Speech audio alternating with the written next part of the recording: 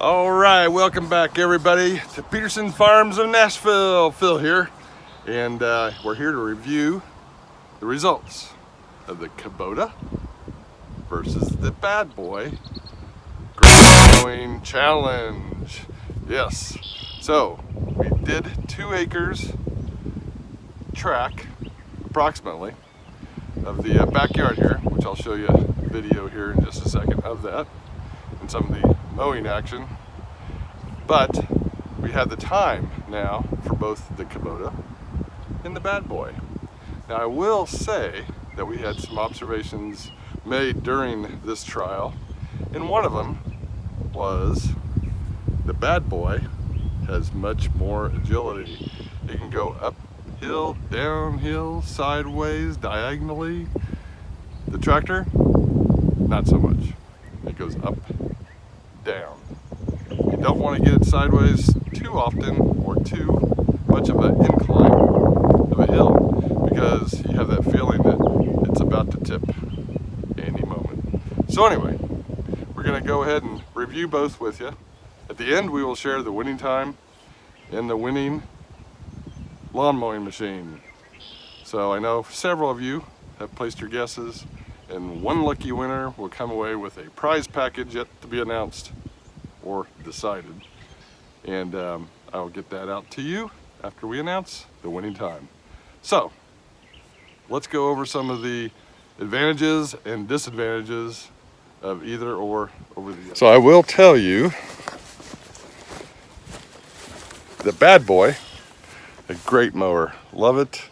I've had another one just like it, except it was 50 inches and it was newer. But the one big advantage that the Kubota with the Land Pride has over the Badboy is luxury of ride. This thing will beat the heck out of you, unless you have an air suspension or spring suspension, and I know they come with that, but as you know, the price goes up the more options that you put on these machines. So definitely the ride. The Kubota, I can get on that with the Land Pride mower, and doesn't matter if I cut half acre with it, an hour and a half, or 5 hours on it. It feels like I just jumped on it and started mowing. It is such luxury to ride this on this particular piece of property. As you can see, quite a bit of grass to mow. So one of the advantages, obviously, for the Badboy is its agility. You can turn on a dime, mow around the yard obstacles with no problem. The Kubota, not so much. It's a tractor. What can I say? With the Badboy, you've got the Elite Series that we're showing you here, 60-inch cut. It has the Kohler 7000 series, 747cc machine. So the one thing, you've got your controls up here. You've got your throttle control. You've got your blade engagements, your key, your hours, which this one has 327 hours on it. You also have this little button here that lowers and raises the deck. Now I will tell you that I had my other mower, which had more of a manual pedal, and then you just adjusted a knob over here to whatever deck height you wanted to cut the grass at, 1 through 4.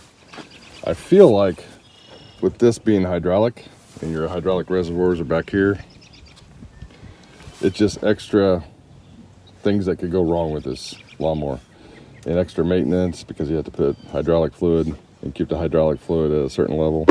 But it is handy, it is okay, but long term I think I would prefer the more manual pedal over this, just from a standpoint of if something's gonna go wrong, it's probably gonna be something like that. You got your handy dandy holder here. I usually put my cell phone there. Over on the other side, you've got your fuel gauge, a handy dandy cup holder, more accessory you can put in there. Obviously, this is where you fill the fuel, and the arms are definitely an important feature on the seat itself. You have to have arm rest on this type of machine when you're cutting this much grass back here. So, with the Kubota, I've got the Land Pride FDR 1672, which is 72-inch cut. It's a very nice looking machine. Mounts up well with the 3-point hitch. The one thing about the Land Pride, you have to purchase this adapter kit. And make sure it comes with it when you purchase the Land Pride finish mower.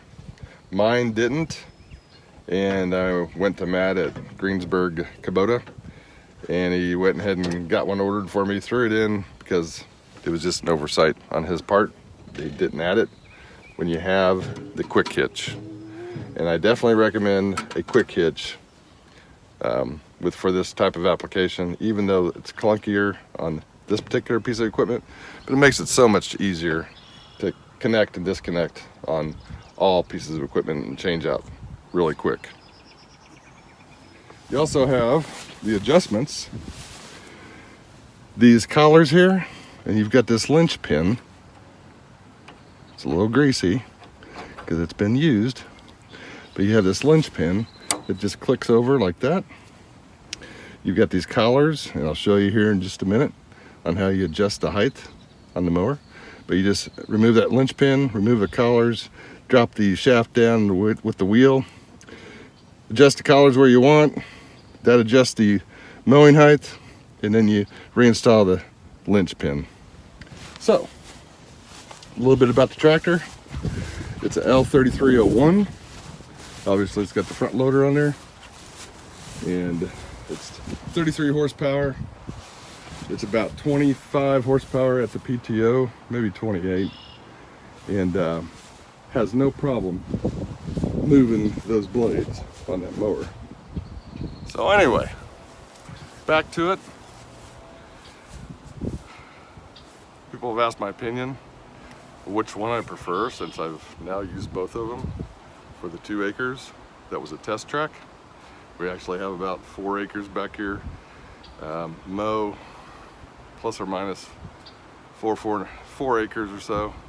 Then we got woods, and then we've got the front yard around the house. Badboy, agility. Tractor, not so much. Badboy, the capability of going up and down, diagonally, side to side, hillside, no hillside, level ground. Kubota, not so much. Badboy, rough ride, will beat the heck out of you. Once you spend an hour and a half on that machine, you'll definitely feel it, you'll definitely know it. Kubota, hour and a half, 5 hours, whatever. Feels like you just jumped on the tractor. It's a luxury ride, and just makes all the difference when you're cutting that much property and spending that much time on the tractor itself. So, my opinion is, you need both. That's right, I said you need both. The Kubota with the finish mower to take care of the large pieces of property, and the Badboy, agility, and getting around the trees and obstacles in the yard. You have to have that. Even with the big piece of property, I still have to do some trimming up there around trees, and then I use that around the house for about 1.5 acres, 2 acres of grass that we cut around the house. So that's my, not opinion, but recommendation. You need both. So with that being said, let's get to some cutting demonstrations, and then on to the results, the final results of the rumble in the jungle is what I call this. Kubota versus Badboy. Hope you enjoy watching. Thanks for tuning in. All right, folks, I told you I'd show you how to adjust the wheels on the Land Pride finish mower. But basically, and this is my little helper Bailey. Say hi, Bailey. So you just undo the linchpin like so. Just flip it out and over, out of the way, like so. Now, the very important, before you pull the linchpin, you want to grab the base of the wheel, and then you pull, and it drops down, like so. And, of course, I'm parked on a hill, so it makes it a little bit tougher to adjust. So if I want to raise it, I put one more on the shaft. If I want to lower it, I put one up here, and however many that I want to lower it to. So in this case, you just slide it back up there, hold the washers like so, and then you put the linchpin back in place and lock it down. Voila, as easy as that. Right, Bailey? Mm-hmm. So I'm going to go ahead and put it back in the original position that I had it in, because that's where I mow it. Just wanted to show you guys how simple it was to swap out. So you just put it back in like so, put the washers up here, drive the shaft up through the washers, and install the linchpin like so, minus the grass. Very simple. So I hope you enjoyed that demonstration with my assistant, Bailey. She's testing the wheels out now. Say goodbye, Bailey. Bye.